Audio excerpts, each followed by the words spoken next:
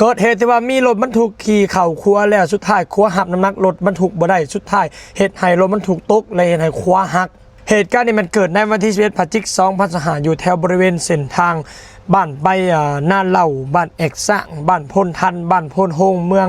พลโฮงแขวงเวียงจันทร์เหตุการณ์นี้คือว่ามีรถบรรทุกที่ว่าท่านผู้ชมเห็นตามหลังภาพก็คือ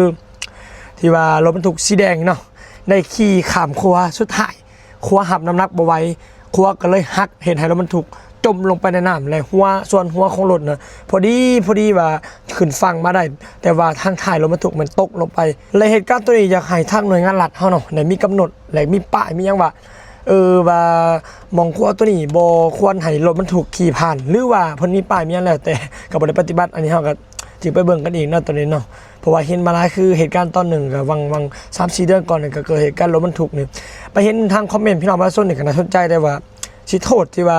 ทางเพิ่นสร้างบ่ว่าทางกับบ่ได้เพราะว่าบางทีเพิ่นสร้างมาเพื่อให้พี่น้องประชาชนหรือว่าให้รถเบาขี่ข้ามบ่แม่นว่าให้รถหนักหรือว่ารถบรรทุกขี่ข้ามแล้วตัวนี้เนาะ